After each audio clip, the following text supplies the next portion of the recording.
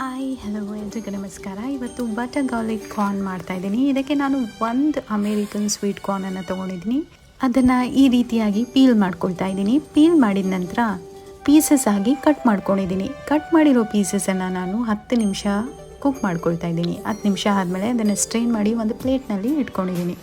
Next ಒಂದು sauce ಪ್ಯಾನಿಗೆ 1 tea spoon ಆಗೋಷ್ಟು ಬೆಣ್ಣೆಯನ್ನು ಹಾಕ್ತಾಯಿದ್ದೀನಿ. ಆ ಬೆಣ್ಣೆ ಮೆಲ್ಟ್ ಆದ ನಂತರ ನಾನು 1 table spoon finally chopped garlic ಹಾಕ್ತಾಯಿದ್ದೀನಿ. ಹಾಗೆ ಸ್ವಲ್ಪ ಅರಿಶಿನ ಪುಡಿ, ರುಚಿಗೆ ತಕ್ಕಷ್ಟು ಉಪ್ಪು, chilli flakes, chilli powder, pepper powder ಮತ್ತು ಟೊಮೆಟೊ ಸಾಸನ್ನು ಹಾಕೊಳ್ತಾ ಇದ್ದೀನಿ. ಅದನ್ನು ಹಾಕಿ ಸ್ವಲ್ಪ ನೀರನ್ನು ಹಾಕಿ ಲೆಮನನ್ನು ಸ್ಕ್ವೀಸ್ ಮಾಡ್ತಾಯಿದ್ದೀನಿ. ಸ್ಕ್ವೀಸ್ ಮಾಡಿದ ನಂತರ ಅದು ಬಾಯ್ಲ್ ಆಗೋದಕ್ಕೆ ಸ್ಟಾರ್ಟ್ ಆಗುತ್ತೆ. ಆಗ ನಾನು ಬಾಯ್ಲ್ ಆಗಿರುವಂತಹ ಅಮೇರಿಕನ್ ಸ್ವೀಟ್ ಕಾರ್ನನ್ನು ಹಾಕಿ ಆ ವಾಟರೆಲ್ಲ ಅಬ್ಸಾರ್ಬ್ ಆಗೋವರೆಗೂ ಬಿಟ್ಟಿದ್ದೀನಿ. ಅದಾದ ನಂತರ ಒಂದು ಸರ್ವಿಂಗ್ ಪ್ಲೇಟಿಗೆ ಬಟರ್ ಗಾರ್ಲಿಕ್ ಕಾರ್ನನ್ನು ಹಾಕಿ ಹಾಗೆ ಅದ್ರ ಮೇಲೆ ಲೆಮನನ್ನು ಸ್ಕ್ವೀಸ್ ಮಾಡ್ತಾಯಿದ್ದೀನಿ ಮತ್ತು ಗಾರ್ನಿಷಿಗೆ ಸ್ವಲ್ಪ ಫೈನ್ಲಿ ಚಾಪ್ಡ್ ಕೊತ್ತಂಬರಿಯನ್ನು ಹಾಕ್ತಾಯಿದ್ದೀನಿ. ಇದನ್ನೆಲ್ಲ ಹಾಕಿ ತಿಂತಾಯಿದ್ರೆ ಈ ಬರ್ತಿರೋ ಮಳೆಯಲ್ಲಿ ಈ ಕಾರ್ನನ್ನು ತಿಂತಾಯಿದ್ರೆ ಅಮೇಝಿಂಗ್ ಆಗಿರುತ್ತೆ. ನೀವು ಟ್ರೈ ಮಾಡಿ, ಹೇಗಾಯಿತು ಅಂತ ಕಾಮೆಂಟ್ ಸೆಕ್ಷನಲ್ಲಿ ತಿಳಿಸಿ ಹಾಗೂ ನನಗೆ ಟ್ಯಾಗ್ ಮಾಡಿ ಮತ್ತು